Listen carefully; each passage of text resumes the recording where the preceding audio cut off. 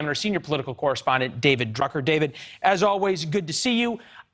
2 days of hearings. You could say Anthony Blinken probably is having a martini right now, a well-deserved one. But did we actually learn anything new from all this good political theater? Not enough, Leland. And I think that's the problem, particularly with the hearing in the House of Representatives yesterday, but even in the hearing today in the U.S. Senate. We just haven't gotten to the bottom of what was driving the president's decision-making, why they made the decisions they made. In particular, the president originally said, we're not leaving until we get every American and every one of our allies out. They clearly changed their mind. And it seems as though they either haven't figured out all of the answers or they're not any good. And so they're trying to dance around it. And I think a lot of criticism is being heaped on Secretary of State Blinken, and that's fine, that's his job. But he and other top administration officials were carrying out the orders of the president. We just had a discussion about that. That's where the criticism belongs. Yeah, David, you've been in Washington for a long time.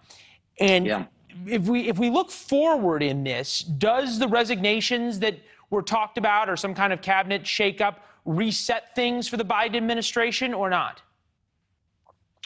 Well, if the president decides that he needs to do something big, it could be a way for him to acknowledge culpability and mistakes and say that he's getting the message. You know, the last time we were facing calls for somebody's resignation on a grand scale, I think we have to go back to the Iraq War when people were asking for Donald Rumsfeld's head, the late Donald Rumsfeld, who was the defense secretary, George W. Bush's first defense secretary. And Bush refused to replace him until after the 2006 elections because he didn't want it to look political. But people were calling for his head. But, you know, ultimately, they were carrying out the orders of the president. And if the president wanted them to change course, they could have. That's a good point. And that is the same thing here. So it is the kind of thing that sometimes voters demand and voters want.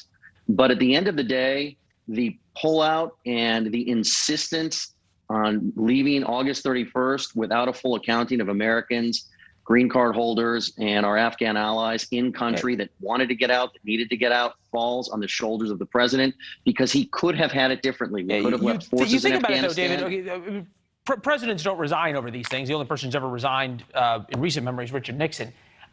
Right. Josh Hawley, though, senator from Missouri, seems to say that he's going to insist that things change for the Biden administration or extract some price. Take a listen. Let me be clear. I will not consent to the nomination of any nominee for the Department of Defense or for the Department of State until Secretary Austin and Secretary Blinken and Jake Sullivan resign. Leaders take responsibility for their failures. Is that meaningful in Washington or a good soundbite for a political ad? 30 seconds. It's just a great soundbite for a political ad. I understand the frustration on the part of Republicans and Democrats on the Hill. Republicans have been more vocal than Democrats, but they are still frustrated. But at the end of the day, nothing will change unless the president changes. David, you did it in under 30 seconds, and that's why we're going to have you back. One of the many reasons we will have you back. Thank you, sir. Thanks, Leland. All right. Quite literally, as we speak, Governor Gavin Newsom's fate is being decided in California. We're going to look at what they're saying about the